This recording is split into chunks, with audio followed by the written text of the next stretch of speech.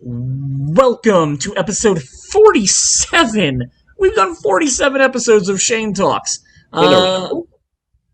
That's 37 in a row, man. As always, I am joined by Jason L. Mayer this week, who's enjoying this delicious Zango beer from Rheingeist.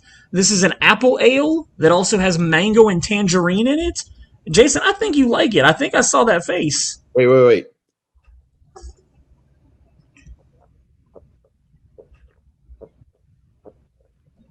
I have not seen Jason Mayer chug a beer like that since we were 20 years old.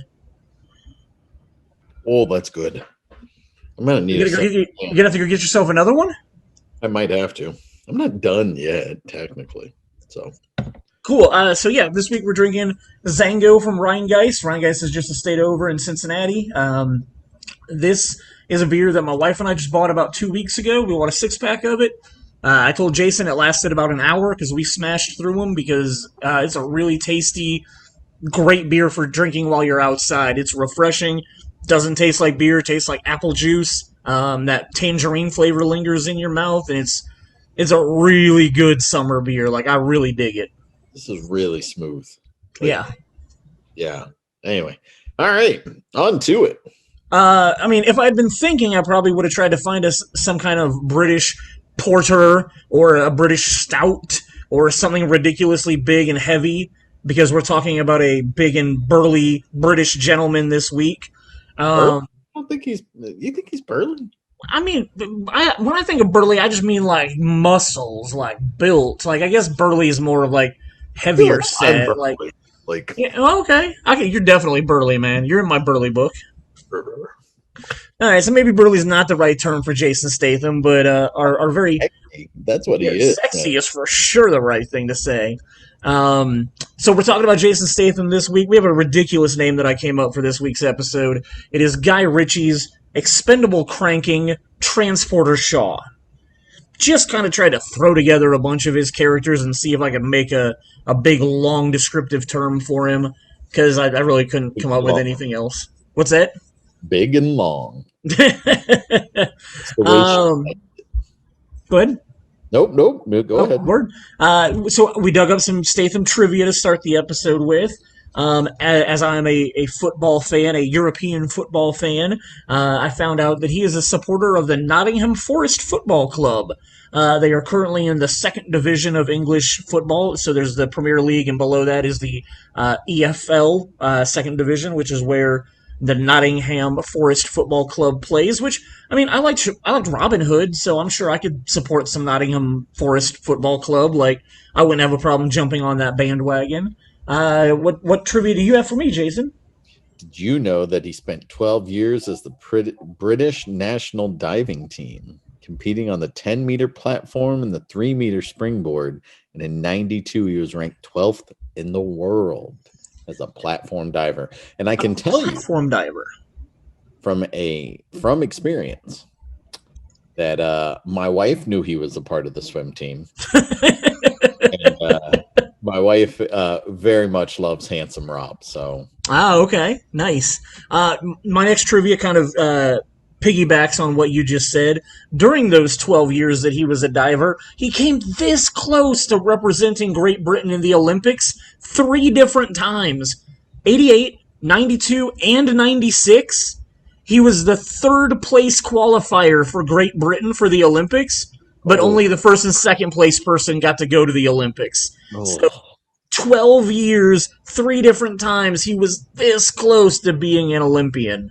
That kind of sucks. Obviously, it wasn't good enough. Hey, mate. Tell me to jog on. Yeah, well, I will tell you to jog on. You got one more bit for us, right? Trained martial artist with a background in karate, wushu, Wing Chun, kung fu, Brazilian jiu-jitsu, and kickboxing. Frequently does his own stunts. Prior to his acting career, toyed with the idea of being a stuntman. Throughout his career, he has frequently called for there to be an Academy Award to celebrate the work of stuntmen and women. I totally could back that. Yeah, for sure. Get rid Definitely of needs to be a editing. category. Get rid of editing. Or no, you can keep editing. Get rid of sound editing or something. Like make that one Sure. of those awards that they give away behind the scenes Sure. and that they tell you about for like 45 minutes while you're watching the Academy Awards. And then give us stuntmen, because at least that would be kind of fun and cool to watch. So. For sure. And like, I mean, when I was doing my research and saw how much he's been lobbying for that, like, definitely something I can get on board with. Like, stunt people do so much of the like cool shit that we see in films, and literally all the credit goes to the actors. So definitely a category that deserves a little bit more spotlight than they usually get. All right, well, let's jump into the film career of Jason Statham. After he was a platform diver for 12 years of his life, he got hooked up with Guy Ritchie, and I couldn't really find out, like, if they actually knew each other before he got into Lock, Stock, or if it was just a casting thing that threw them together. But he's done 4 Guy Ritchie films. He did 3 of them pretty early in his career, and then had a 15-year gap until just a couple of years ago, last year, I guess it would have been, when they did the 4... It was this year? Wrath of Man. Oh, you're right, yeah, Wrath of Man this year, yep. So they had a 15-year gap between the times that they worked together on their 3rd and 4th films. But first film in 1998, the one that got Guy Ritchie on the board, was Lock, Stock, and Two Smoking Barrels. Well, let's address this real quick. You and I had a conversation earlier today, and I admitted to you that this could potentially be one of our shortest podcasts, because I have learned something about Jason Statham. I love Jason Statham. I love Jason Statham movies. I enjoy watching Jason Statham in Jason Statham movies. But I usually only ever watch them one time. Yep. Like, for whatever reason, like, not very many of these films on this list are things that I've watched multiple times. So I'm not gonna have the best memory of a lot of these Jason Statham movies. Well, and, I mentioned it to you while we were talking before the episode, was the fact that most of the movies that I've seen of his, that I've seen on multiple occasions, are almost always when he's a part of an ensemble cast. Yep. So we'll get to those in a little bit. But so you got Lock, Stock. I know back in '98, because I was, hanging out at Castleton Arts and like all into that artsy kind of shit and whatnot. Like, I know I watched this movie 4 or 5 times at least in a very short period of time. I don't remember much of it now, 20 years later. Right there with you. Yeah, I remember he was one of the 4 guys that got into a big gambling debt. I remember Vinnie Jones was the guy that was there to like beat the shit out of them if they didn't pay their debt back. And then he was one of the 4 guys that was going to try to rob their neighbor, because their neighbor was going to rob a drug dealer or something like that. Like, I remember the whole big convoluted plot of it. He was good in the movie that I remember, but again, it's been over 20 years since I've seen it. I liked it. I don't have anything against it. I just haven't watched it recently. Yep, I'm right there with you. You're recalling a whole lot more than I do. Well, do you remember Snatch at all? The only reason I remember Snatch, and I'm pretty sure that everybody would agree with me on this, is the fact that Brad Pitt is in that movie and doing such a weird accent that you barely understand anything he's saying. But he is topless for a good portion of the movie, so that makes it worth watching. I know you just went from 6 to midnight just talking I definitely did. Like, no doubt about that. It's great to think back and remember Brad in his prime, because I can't lie, like, kind of don't have the same physique. Well, I mean, I don't have the same physique as I did in '99 either, but like, Brad's kind of let himself go a little bit, so I've been able to draw back a little bit on my obsession. You say that, but it's like, you know what? If every man had that kind of dad bod, then Sure. all the women in this world would never cheat on their husbands. Like, That is true. You just bring this up, and it is totally a wax sidetrack thing. But did you? Oh crap! What's the meme? The meme is like, "Hey ladies, just so you know, like whatever movie this was, made $150 million at the box office, and it's proof that women only care about like a man's physique or whatever."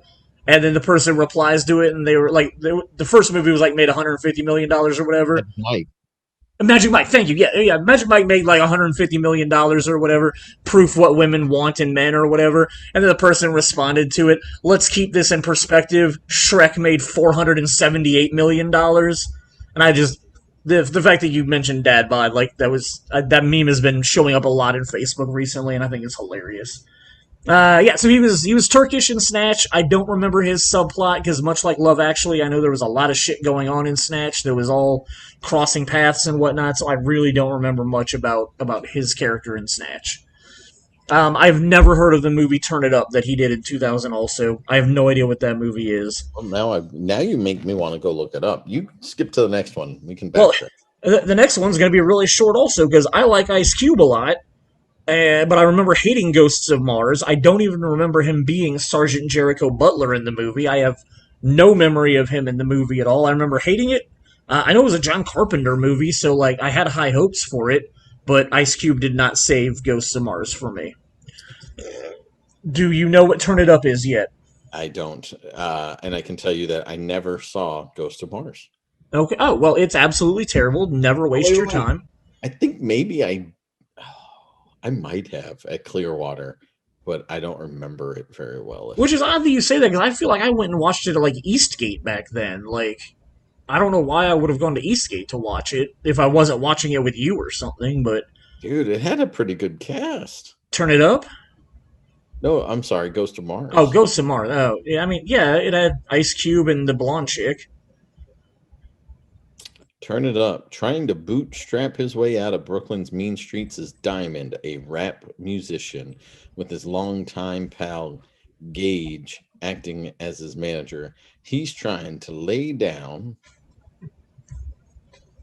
We're trying to lay down a demo tape with cut rate studio time.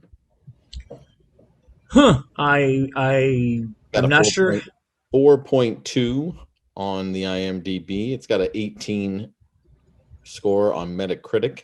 Oh, I am not sure how a British dude ended up in that movie. Ja Rule. Oh, well, that makes me want to go watch it now. Menage. Ja Rule was in that movie as well. So Interesting. All right. yep. Well, No.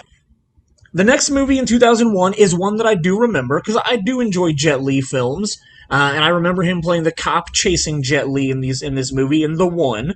Um, Jet Li was kind of at the height of his career at that point, and they will end up working together again in a couple of years in a much worse movie. Well, not that The One is any good either. It was one of Jet Li's lesser good movies, in my opinion. It was pretty dumb, having the dumb version of Jet Li trying to fight the like super badass version of Jet Li.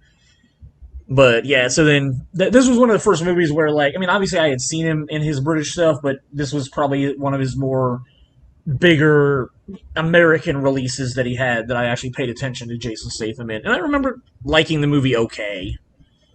Yeah, it was fine for what it was. I'm kind of surprised by your next movie and your comment or little your little comment that you have next to it. So have you never seen The Mean Machine? I've never seen Mean Machine. Justin Rochelle never convinced you to watch Mean Machine. Nope. In 2006, when I was getting big into soccer slash football, and I became a fan of a movie called Green Street Hooligans, Justin Rochelle told me you need to watch Mean Machine. Do you obviously remember the movie The Longest Yard? Yeah. It's literally the same plot, but in Britain with British football. A star football player past his prime ends up beating the shit out of a cop and going to jail. While he's in jail, like he's assaulted by the guards and beaten down by the guards and whatnot. And then he ends up organizing a game of the guards against the inmates in a soccer game. So it's literally a movie I only know of because of Justin Rochelle, and it's a really good movie. Okay. I can't remember if Vinnie Jones is in that. I believe Vinnie Yes. Jones is in that one also. Yeah, so it's got a fairly decent cast. Pretty fun. The next movie, I believe written and directed by Luc Besson, was The Transporter. Sounds about right. I remember really liking the first one. I know we got two more sequels to talk about, which I don't really remember much of the difference of them, but I do remember liking the first Transporter a lot. The first one was written by Luc Besson, but it's not directed by Not him. directed, okay. Louis Leterrier. Oh, Louis Leterrier? He was the guy that ended up doing the Incredible Hulk. Yeah. He's the one who directed this one. So. Gotcha. So I remember liking the first one. Again, I don't remember the second or third one very well. I know I saw them, but I don't really remember it. Pretty sure the transporter is the one with him and the little Chinese girl or whatever. Is that the first? Is that the first one? I think that's the first one Yep, where you're he ends up. absolutely right. Yep. Yeah, he ends up opening the trunk that he's not supposed to open and finding her in the trunk of the car. I remember that one being good and enjoying it. You know what's very interesting to me is like with almost all movies, especially when you get to like these B action films, which is essentially what the transporter is, right? Sure. It doesn't have much in the way of plot, but it's just a lot of action. It reminds me of an early Sly Stallone or an early Arnold Schwarzenegger kind of film. So Sure. um, the second one, I remember the second one being pretty good too. But man, that third one was really bad. Like really, really bad. I can't remember the plots of either of two or three. And well, let me rephrase that. Maybe he didn't do three. Maybe it was the second one. No, he did do three. Okay. Yeah. Yeah. The ending of the third one is like comical, like really bad, Fast Furious kind of comical bad. So Gotcha. yeah, it's really, really bad. The second one, he's like keeping a kid away from like some people want to like kidnap a child Okay. to manipulate the parents, and he's in charge of taking the kid from like place to place.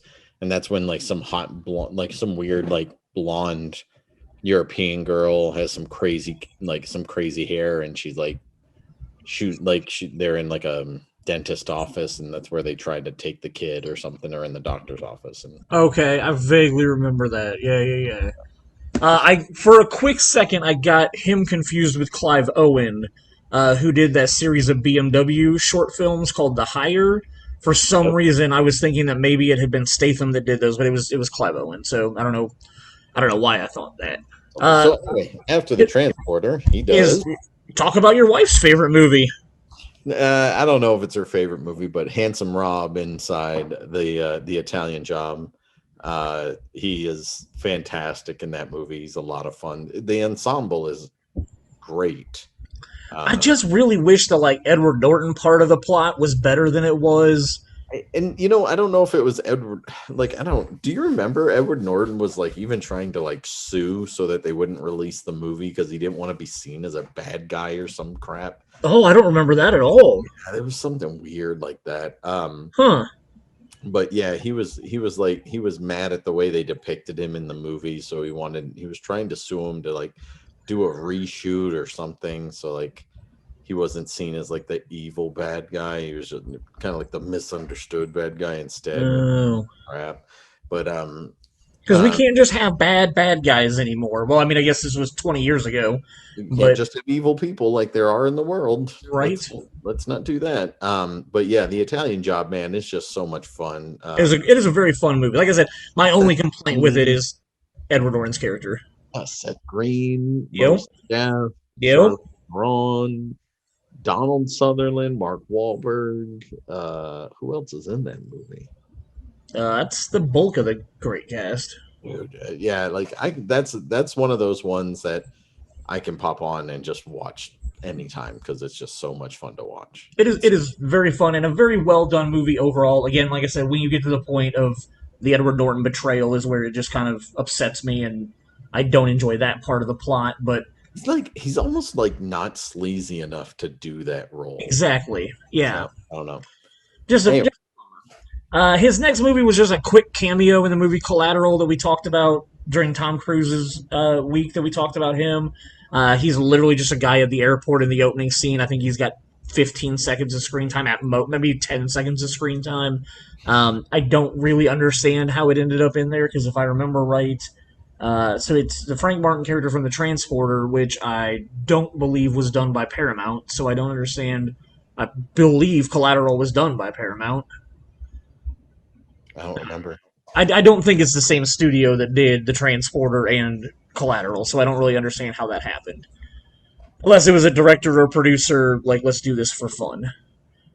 Here we go. Cellular. Solid film. Yeah, this again, him driving a car again. But he's not in it that much. Wasn't he one of the bad guys? I believe so, because wasn't Chris Evans the main guy in Cellular? Yeah. Chris Evans, the main guy. Kim Basinger's the chick, and You know, I want to say like Jason Statham's like the enforcer or something for like but the bad. I do believe he drives a car quite a bit in that movie also, because he's chasing Chris Evans. Sure, I'll go with you on that one. Or maybe I'm making that up. I know Chris Evans drives the car a lot in that movie. I thought that was mostly the point of the movie, is like he doesn't stop driving the car. Yeah, no, like most of it's like he's trying not to lose the connection.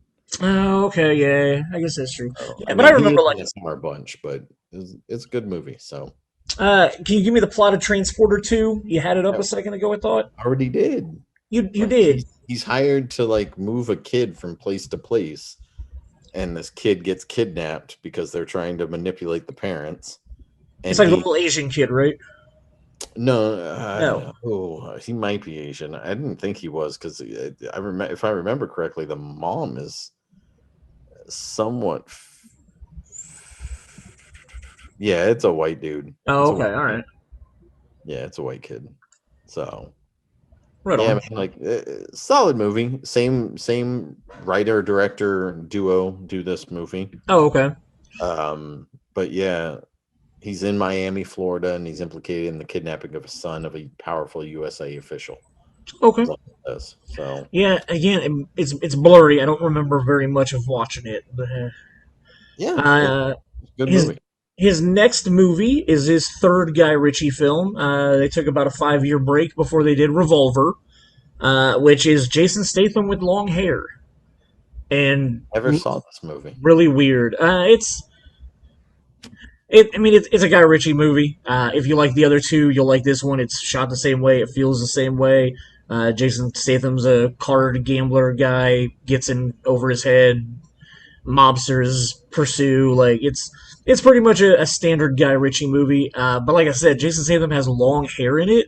But like as we know, he has a very bad like receding hairline, which is why he usually has his head shaved. So it looks like the mullet half of his hair is there. But he's got a full beard also, so it's a very interesting look for Jason Statham as a character. Gotcha.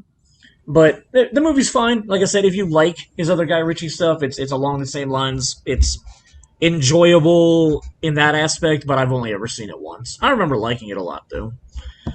His next movie, have you ever seen London? No. London is one of those weird. I found it on Netflix way back in the day. Let's see, it came out in 2005, so probably like 2006. It was a disc that I got from Netflix. It was you might like this because I like Dane Cook, and I like, oh my god, what is her name? Just slipped out of my head. Beal.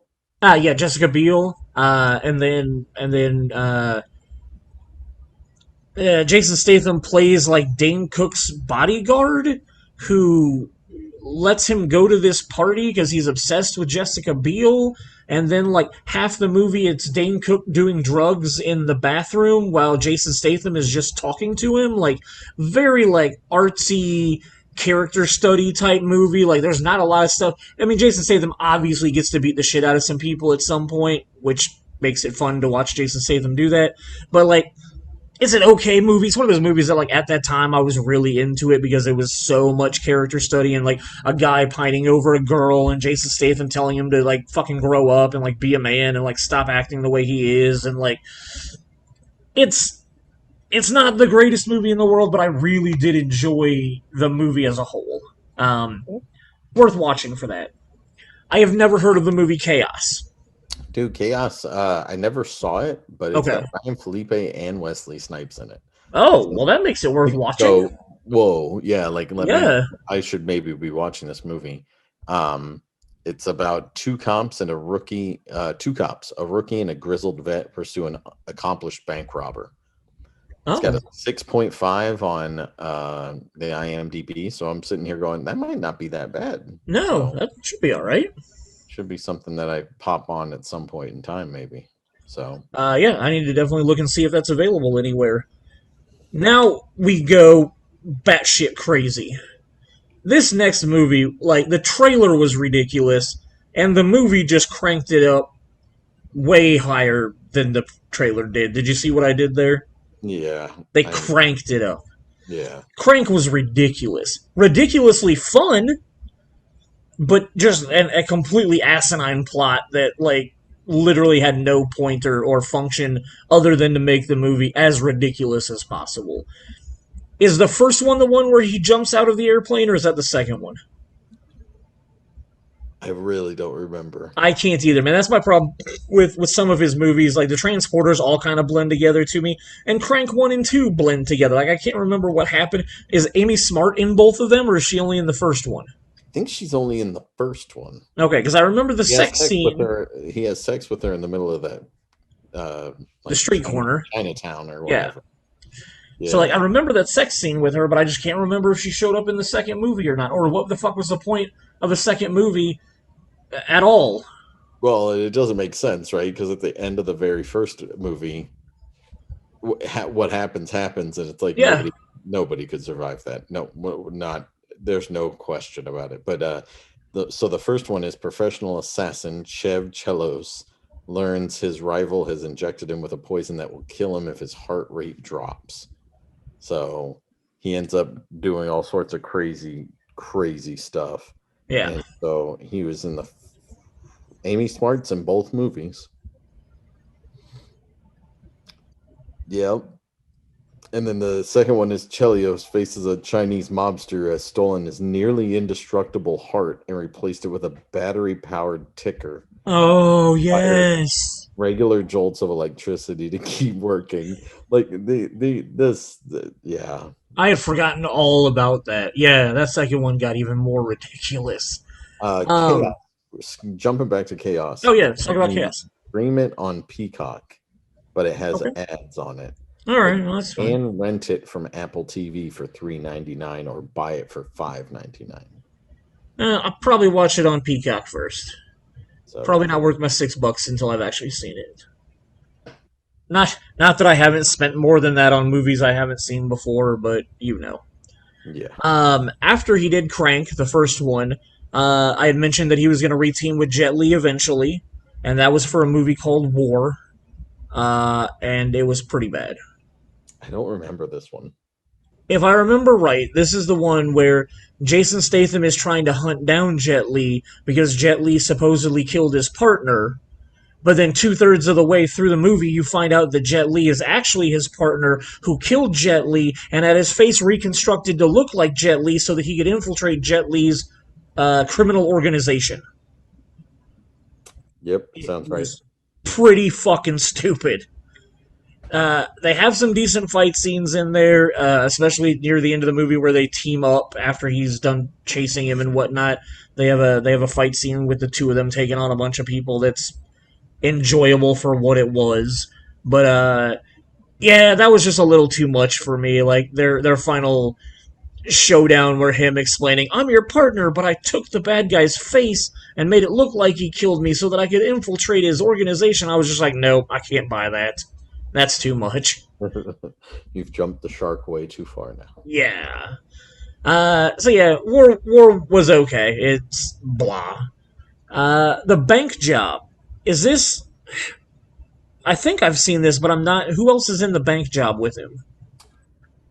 It's not a whole lot of. I mean, you might recognize some more of these people than I do. Okay. Catherine Burrows is in it. Okay. But like I'm looking, Richard Linturn, Peter Bowles. It's definitely a British movie. What's the plot summary of it? Like I feel like I've seen it, but I just can't remember. Who? Martine offers Terry a lead on a foolproof bank hit on London's Baker Street. She targets a room full of safe deposit box worth millions in cash and jewelry, along with a treasure trove of dirty secrets. Yeah, man. Like is a poster like a white, like a mainly white poster? Yeah, It's got somebody holding a gun. it's him sitting in the front seat of a car, and he looks like he's holding a gun. I think he's yeah. I want to Oh, say that I watched this movie, but I don't. Oh yeah. Okay. I'm pretty sure I have seen this movie. I don't fucking remember it. I literally he's don't not remember it. holding a gun. I apologize. So Yeah. not much to say about that. Also, I never watched In the Name of the King because, well, it looked like complete crap to me. In the Name of the King, do you remember who directed this movie? Nope. Uwe Boll. Oh, so he's got a Uwe Boll on his resume. So Yeah, this this had to is have been based on a video game then. a dungeon siege tale. Oh, okay. So was it even based on a video game, or was it just based on like a board, like a Dungeons and Dragons board game? No. In the Name of the King, a dungeon siege tale. A dungeon siege was a video game. A video game. Okay, gotcha. So, Yeah, since that was all Uwe Boll could ever get made. wait, listen to this. Jason Statham, Ron Perlman, Ray Liotta, Lily Sobieski, John Rhys Davies, Claire Forlani, Christina Loken, Matthew Lillard, Burt Reynolds. Like, this cast, how the hell did Uwe Boll get this put together? 2.5 on IMDb. 2.5. 3.8. Oh, all right. I was a little undershooting that. Like, if you had literally told me, "Hey, I got this movie with this cast in it," I'd be like, oh, "I'd definitely watch whatever that cast did." Like, I'm in. Like, let me watch that movie, and then I'd be insanely upset at you. His name is Farmer because he is a farmer. Oh, okay. A man named Farmer sets out to rescue his kidnapped wife and avenge the death of his son. Two acts committed by the Krugs, which is a race of animal warriors who are controlled by an evil person. Okay. Did you ever watch it? I did not. I don't blame I you. was really excited to watch it, and then I found out it was an Uwe Boll film, and I went, "Never mind, I'm good. I've watched too many of those in my lifetime. I don't need to add another one to my Blood Rain was enough." Yeah. So, Well, like he did Alone in the Dark, and he did he did a lot of really bad ones. Postal. I mean, I feel like he deserves his own episode of Shame Talks to talk about all of these gems that he puts out. I didn't watch And then, enough of them. well, and then at the same time, we'll do a Room episode because God knows we could talk about the Room for 4 hours. Oh, definitely. But yeah, so In the Name of the King, I assume it's garbage by its 3.8. Never watched it. Jason never watched it. So we will move on to the Death Race remake. Dude, this movie is awesome. The first one, so this is a remake of Death Race 2000. Yep. Which wasn't Stallone in the original. It sounds correct. I think we just talked about it on the Stallone episode. Death Race 2000. But yeah, so this one, it's not good, but it's awesome. I had so much fun. Paul W.S. Anderson, who did all the Resident Evil movies, and that really bad Monster Hunter movie that just came out last year. Yeah. But dude, it's Jason Statham, Joan Allen, Tyrese, Ian McShane, Jason Clarke is in it. And then there's a bunch of people that are all character actors that you know when you will watch this movie. Sure. I took my wife to see this because of the fact that she was a big fan of Jason Statham, and I had so much fun watching this movie.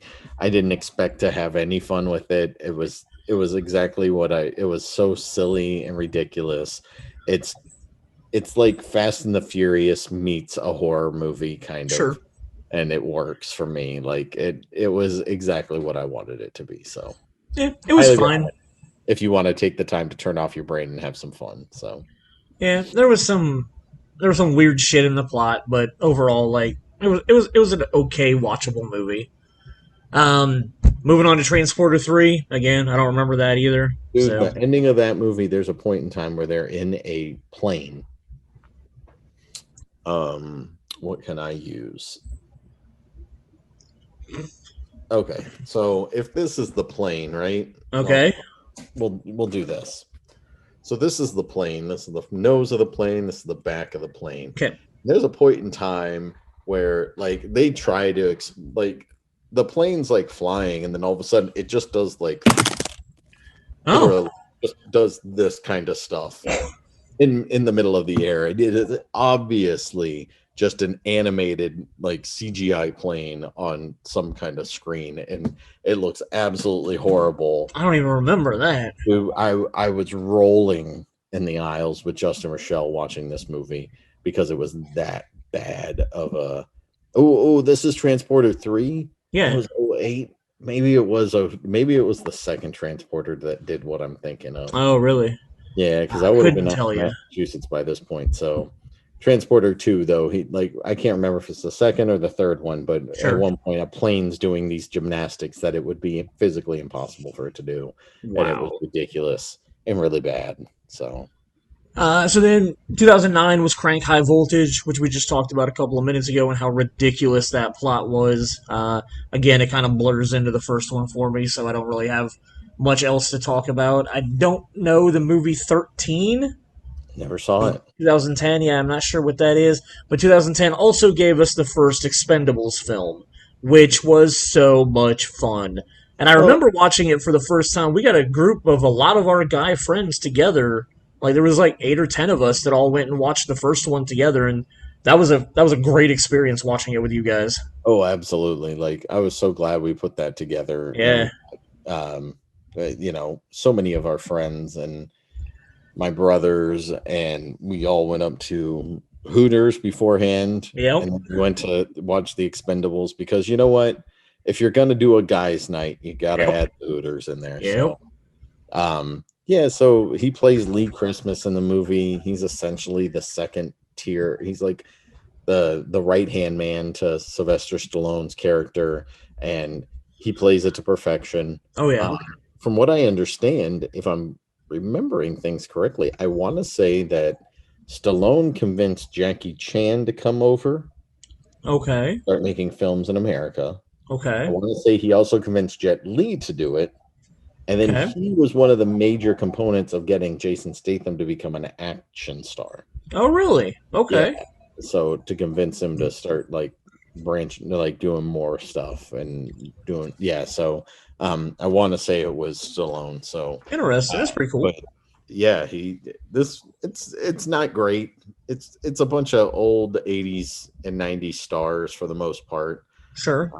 and they take on a drug kingpin whose name is Don't remember. Eric Roberts. Oh Um, yeah, yeah. Oh yeah, yeah. Yeah. I or thought you were he asking me for the character's name. I I think got like you. the kingpin is like somebody is like a Spanish actor or something, but then like the guy who's telling him what to do is Eric Sure. Roberts. So silly movie, lots It's of not fun. Joaquin de Almada, is it, for that first one? Oh, it might be. I don't know. I'm gonna look that up real quick. So talk to me about the mechanic real quick, because earlier when I thought I knew what was going on in the mechanic, we learned that I was actually thinking of the mechanic too. So again, another I don't want to call them franchises, but another set of films that he's done where I just get them confused because they feel like they're all the same. Okay, so the mechanic. I'm reading a synopsis. It says an Oh, it elite was David hitman. Zayas. It was David Zayas. Gotcha. That's who it was. An elite hitman teaches his trade to an apprentice who has a connection to one of his previous victims. So Okay, yeah. Ben Foster is his Ben apprentice in this Foster, movie, thank you. and Donald Sutherland plays the character where I believe he killed Donald Sutherland, and Ben Foster becomes his apprentice so he can learn how to kill him because he killed his dad, kind of thing. Right. Um, I I'm pretty sure I saw this movie. Like I'm like 90% sure that I saw this movie. Uh huh. Um, it's fine. It's entertaining. Sure. Yeah, I that put it. remember liking it, but again, like I also remember thinking that the second movie was the first one, so I'm pretty sure I liked it. I think I liked both of them. Have you ever heard of a movie called Blitz? I have not. A Yeah, I tough haven't op either. is dispatched to take down a serial killer who has been targeting police officers. That sounds kind of cool. Yeah. Who else is anybody else that we know in it? Aiden Gillen, Oh, okay, yeah. and He's a British actor. Patty Considine. Oh, this obviously was a British film that he went back and did. These are all British actors. Paddy Yeah. Constantine, Yep. Mark Rylance, Rylance, yep, who won the Academy Award for Bridge of Spies. yep. Um, So yeah, definitely a British movie, but I don't. I'm wondering if it made it over here because I don't remember it. it's free on IMDb TV. So Might be worth watching. What's the rating on it? 6.2. Definitely, probably worth watching. Anything over like 5 on IMDb, I'm usually willing to give a chance to. Oh, absolutely. You're 100. Because there's quite a few movies that I like that are down in the threes and fours. So if I like those, I'm probably willing to like something 5 and above. Now comes to Uh, the point in time where I've seen a lot of his movies, like because of the fact that you and I run a movie theater, and I end sure, up just like, oh, Jason Statham's in it. I'll watch it. I'll for watch it. sure. I'll I'm watch pretty sure that we watched Killer Elite together, but I don't remember the movie. it. Killer Elite was kind of lame, in Okay. my opinion. It was an open road film. It was, yeah. Though Who else is in it? Clive Owen is in it. Yes. Okay. Robert De Oh, Niro, Dominic Purcell. I just didn't. yep. And the girl who's in the Tomorrow War, Yvonne Strahovski or Oh, something. okay. Okay. She, like this whole movie, when his mentor is taken captive by a disgraced Arab Sheikh, a killer for hire is forced into action. His mission: kill 3 members of Britain's elite special air forces. So yeah, he's trying to kill Clive Owen and some other guys to get Robert De Niro out of being caught. And I I don't. definitely remember watching this with you now, and I think we had pretty high hopes for it. That We just were bored through yeah, the most of the movie. So yeah, I remember that now. So yeah, not one of his better movies in my opinion. Safe. I remember. I think there's an Asian girl in that one also. yep. And She's like super she's like smart and she can super do all the smart. numbers. Yes, yeah. She memorizes like all the who's the oh James Hong is the main like Chinese bad guy in it, I believe. Let me pull that up. Yes, you're right. Yeah, James Hong. Yeah. So yeah, Uh like basically this chick is like Rain Man essentially. It's almost like somebody told me once that because I when I was doing mini reviews on Facebook, somebody called this movie this is like the current nowadays version of Serenity.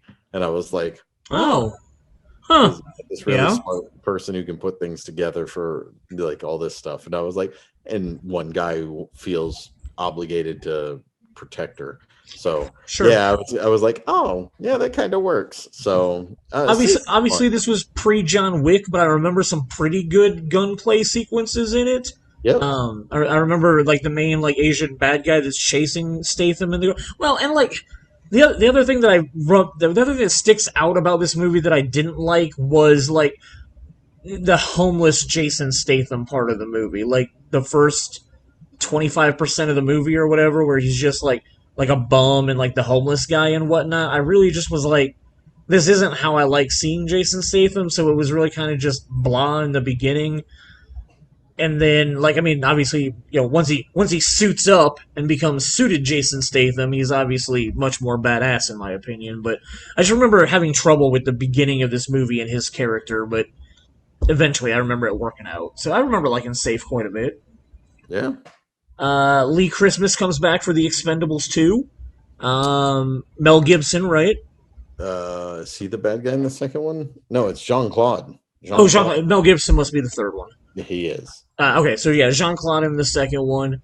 Um, and then we had this conversation a couple of weeks ago. This is the one where some isn't. See, I thought it was Van Damme that kicks the knife into the guy's chest, No, no, but then no. It's Stallone kicks it into Jean into Claude's. Jean Claude's chest. Okay, right on. I'd gotten that confused. So yeah, So Expendables 2 was fine, enjoyable. I wish I got more of Mickey Rourke in it, but whatever. He's one of my favorite characters in the first two movies, but I felt like they barely used him at all in the second one to like really give me like that vendetta part of it that I should have gotten. yeah, Like I just feel like I wish he had been more involved before what happened, and I felt like just him sitting out and not being a part of everything, and then me supposed to be upset when things happen to him. Like I just didn't get it. Like I wanted a lot more of Mickey Rourke in that movie. After that was Parker. I remember this is him and J Lo, right?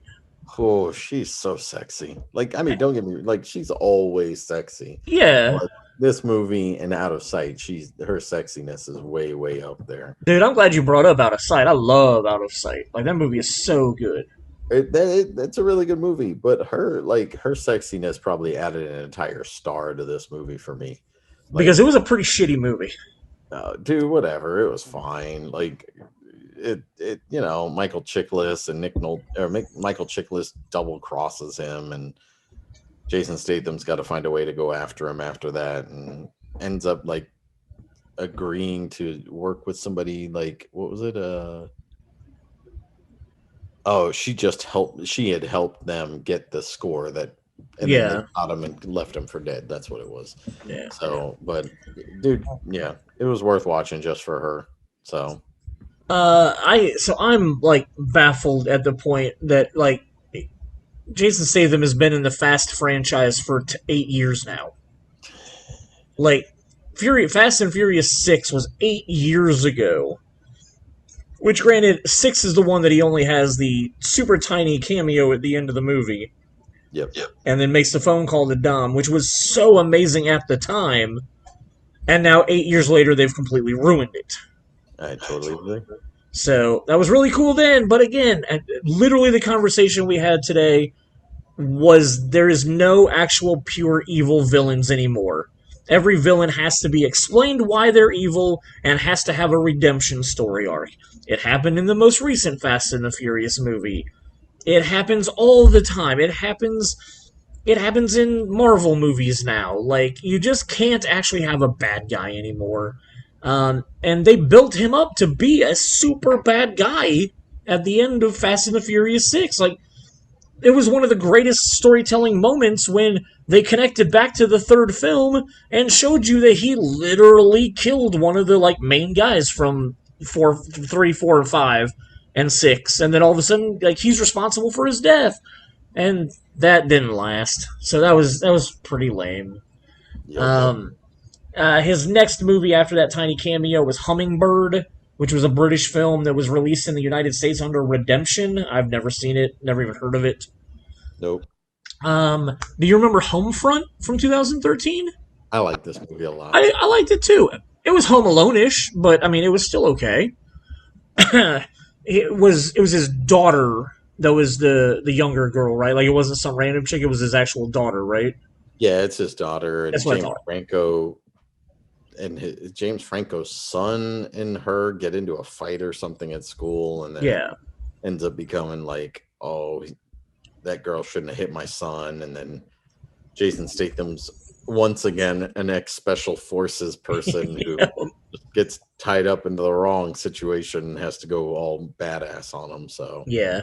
yeah, I do also remember liking Homefront a lot. Again, one I've only ever watched once, so a lot of it doesn't stick out in my head. But I do remember after we watched it that I was like, that was fun. That was pretty cool. definitely. Then we have Expendables 3. Lloyd Christmas is back again.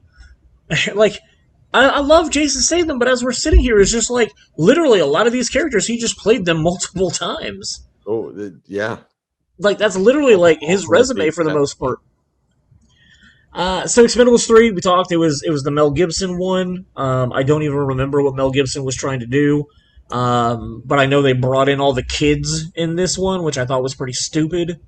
Well, and on top of that, you had it's PG-13. Like, Oh, they yeah. toned it down, and so yeah, it's ugh. That had to be some dumbass studio decision. You've got two R-rated franchises, which I think, like, Expendables 2 is, like, one of the top, like, people getting murdered in a movie ever situation. Like, I think there's a scene with a tank in that movie where they kill something like 250 people in, like, 10 minutes or something. Like, do you remember that at all?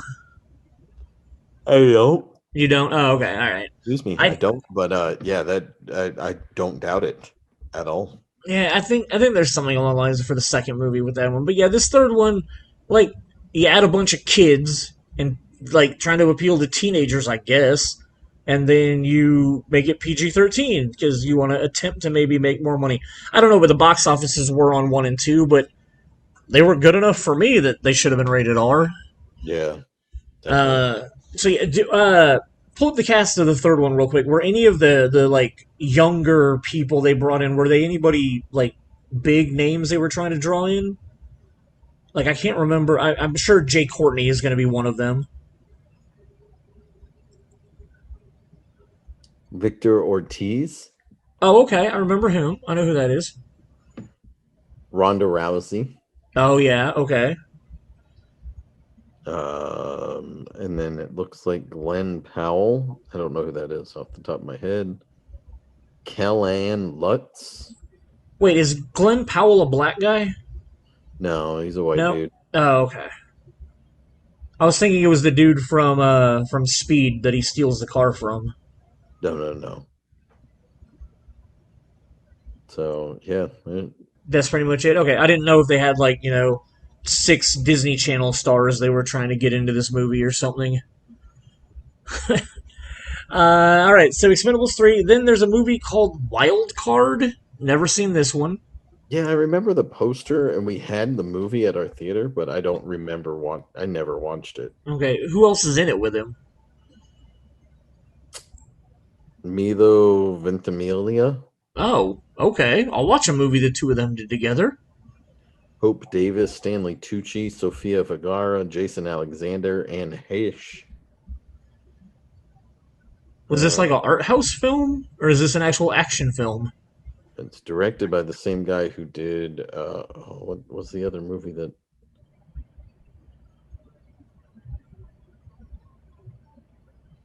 Oh, come on. What's the director's name? He also directed the Mechanic.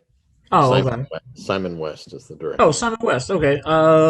He did some stuff in the early 2000s. Some of those action movies back then. Con Air, Yes, there you go. Thank you. General's Daughter, Laura Croft. Yep. So So okay, so he did Wild Card. I don't remember Wild Card at all. Is it an action movie or is it something else? I mean, Simon West, I guess, does action films, so it action, should. crime, drama, thriller. When a Huh? Las Vegas bodyguard with lethal skills and a gambling problem gets in trouble with the mob, he has one last play. It's all or nothing. Nothing. Okay. Haven't seen that. So then Furious 7 brought us Deckard Shaw because he was trying to avenge the death of his brother from the sixth movie. And like Brother's the not dead. He just got hurt. okay, I'm sorry, you're right. The brother is in a coma, and so he's trying to avenge that. And the opening scene of him assaulting The Rock was laughable. That was a pretty laughable fight. That was pathetic. That wasn't at the beginning. That wasn't at the beginning because the very beginning of this movie was him.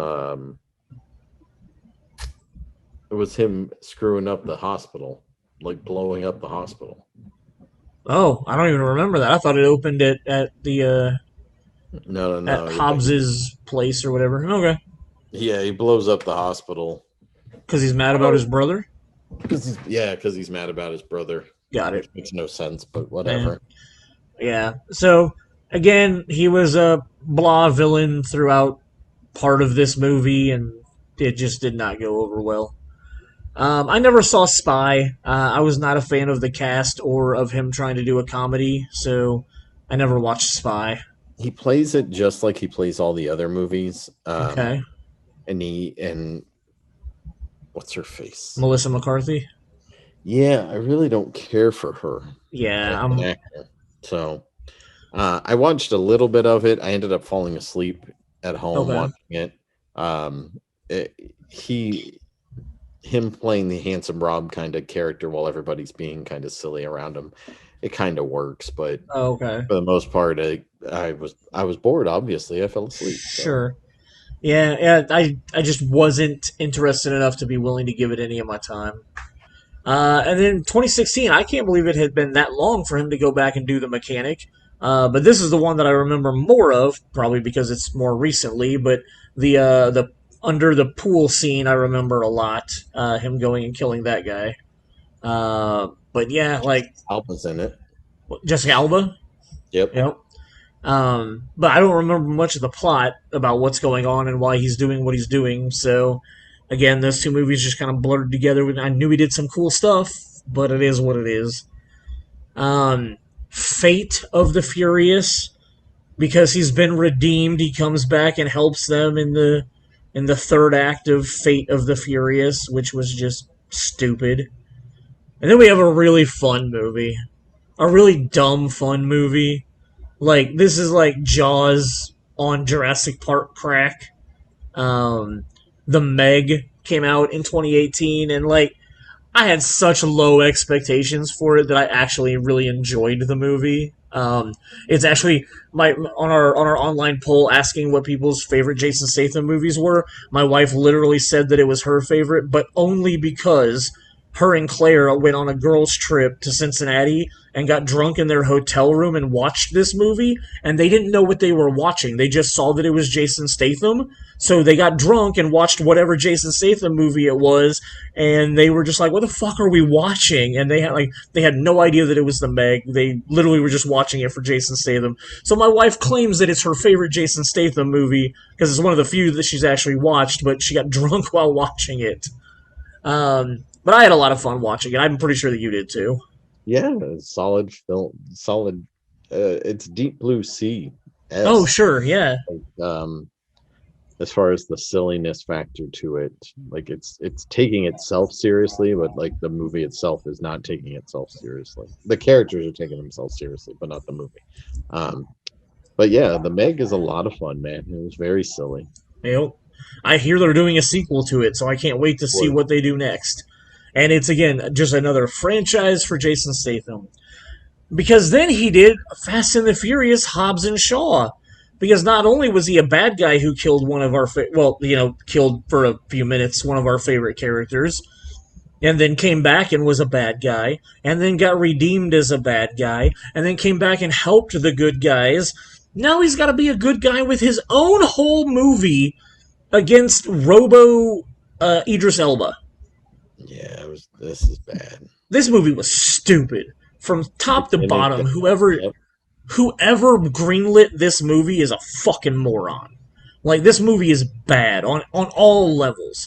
Not only the fact that it's a part of the Fast and Furious franchise. Like, why couldn't those, like, if what is his name, The Rock and Jason Statham wanted to make a movie together, why couldn't they just make this movie not in the Fast franchise? Like, I get it that the Fast franchise is pretty ridiculous, but why couldn't you just call this Samoan and Brit and just make this movie? Like, and have nothing to do with the Fast franchise, because it doesn't, other than using their character names. Like, the plot is terrible. It's stupid. Their jail scene fight together is stupid. Like, the whole concept of this was just dumb. And I regret ever watching it. Everybody in this room is stupider now that. Yeah, I award you no points, and may God have mercy on your soul, Jason Statham, because you made Hobbs and Shaw. It's a shit terrible movie. I don't understand how you took Fast and Furious, which was like an action thriller kind of movie, and had some comedic elements to it, to where this movie is a comedy. Yep. With action bits in it. Yeah. Bring in Ryan Reynolds and Kevin Hart into this movie it's so bad. It was very, very upsetting. And like it's so dumb. Like, whoever decided that movie should be made was an idiot. That the script alone should have been shut down. Like, it was just bad. There was nothing good about Hobbs and Shaw. I despise that movie.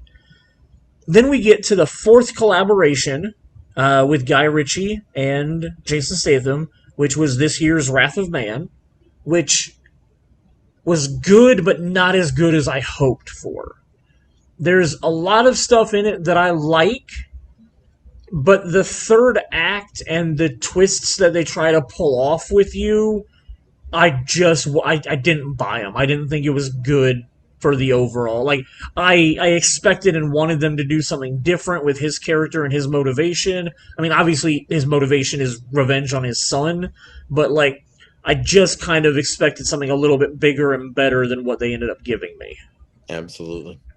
Like it could have been so much better and such a tighter idea and concept, and they just kind of let it be a little dumber than it needed to be. But Well, overall, there's still a lot of good stuff in it. Like that it's in the trailer, but like that first scene where he takes down the guys that try to rob uh, the, the armored car. Thank you. And he just steps out and like John Wick level pop pop pop pop shooting people. Like that sequence really well done. A couple of the other bank heists or the armored car heist sequences very well done. But just like the plot in the third act is just bad in my opinion. if you want to see a good Guy Ritchie film, go back and watch The Gentleman from the year before. Fantastic. I still need to watch that. You and a lot of people have told me how good it is. It's got a cast that I'm interested in. I haven't made the time for it, and I'm angry about that. Good movie. The last credit he has on here is Fast 9, and is literally just his 30-second cameo at the end of the movie, where he comes face to face with Han. Obviously trying to set it up for whatever's going to happen in the 10th movie. I'm sure Han will forgive him because Han is a very Zen, Buddhist type guy. He just wants to make sure that Deckard knows he's upset with him for what he tried to do to him, but he forgives him because he understands he was just doing a job. That's going to end up being really stupid, and I'm not looking forward to what they do because there's no way they're going to kill off Jason Statham. Yeah. I literally don't think in any one of these movies that we've talked about he's actually died. It's probably in his contract that he can't die. I'd put it in my contract if I was as handsome as him. So, I mean, like, again, like we talked about at the top of the show, like, I like Jason Statham a lot. But for whatever reason, I just don't feel the need to go back and rewatch a lot of the stuff that he's been in. Like, I've seen The Expendables a couple of times. I've watched most of the Fast movies multiple times, but like, as far as some of his other movies go, I watch them once and I'm pretty much good with it. Totally agree. So let us take a quick look at there's our episodes. All right, so this one is actually taking the place of the Rock's episode, so we're gonna push that back to next week. So next week should be the Rock that we're gonna talk about. Man, this is going to get kind of dicey because the episode after The Rock should be our 1999 trivia episode because it's episode 49. But that's also the same week as Arnold Schwarzenegger's birthday, so we're gonna have to figure out some scheduling stuff there because Schwarzenegger is the other one we're going to talk about. I don't want to ruin my Nines shtick that we've got going. You're going to have to talk me out of this. We're going to have to figure this out. So, The Rock will almost for surely be our next episode that we talk about, and then after that we'll figure out our trivia episode and our Schwarzenegger episode, and we'll get that all figured out. But first off, it's good to see you again, because we've taken kind of a little bit of a break. We kind of had a little summer break going on. You had your guys' staycation with your boys, and then I ended up going to Florida for a week, and we were supposed to record before I went to Florida, and then my schedule got all whacked out, and then I was like, we'll record while I'm in Florida. We'll find a night while I'm in Florida, we'll record there. And then, like, the Wi-Fi at the place I was staying wasn't... I never even got to tell you this story, but, like, the Wi-Fi there, like, we texted the guy that we did an Airbnb, and we texted him, and we were like, we can't find the password for the Wi-Fi. And he was like, oh, it's on the router. So sure enough, there's a password on this Wi-Fi router, and the house we're staying at doesn't get you on the Wi-Fi. Doesn't get you on at all. So like 2 days into us staying there, I like looked up his Airbnb listing, like, because we had access to like the private listing because we were staying there, and it had the password like in that. It was 100% different from what was on the router. So like I don't understand why this guy was like, oh, it's on the router, because it definitely wasn't the right password. So by the time I got the password situation figured out, I survived my first tropical storm / hurricane. It was pretty awesome. So that was a good time. We were down in Florida when Elsa hit. My mother, while we were texting that, we made it to Florida safe and all that kind of stuff, my mother texted me a thing that was like, I I hope you guys miss Elsa while you're in Florida. And like she knew that we were going to Disney, and I'm like, is my mom trying to make like a Frozen joke? Like, is my mom like, I hope you miss Elsa? Like, I hope you don't have to deal with Elsa while you're at Disney. And I'm like, I don't even know what's going on.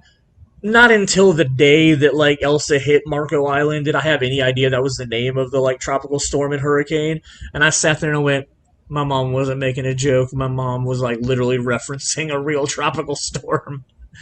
But yeah, so that was good times. So yeah, so we missed last week. That kind of shifted our schedule around, but we'll get it all figured out and back on pace because we don't even have August figured out yet, man. August might be some random stuff. We might do a Uwe Boll episode in August.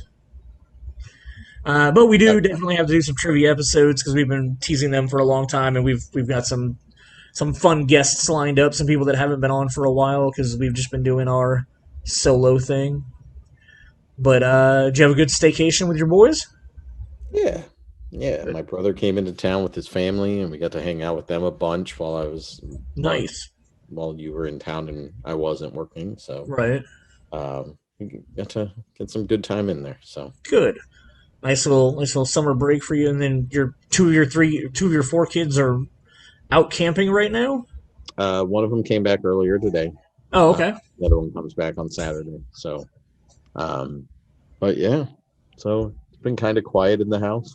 It's different. It's awesome, man. So Very cool. Well, it's good to do another episode with you. Sorry we didn't make it work last week, but we'll get back on track and we'll do some more fun episodes, man. So thank you guys for listening, and we will talk to you guys next week.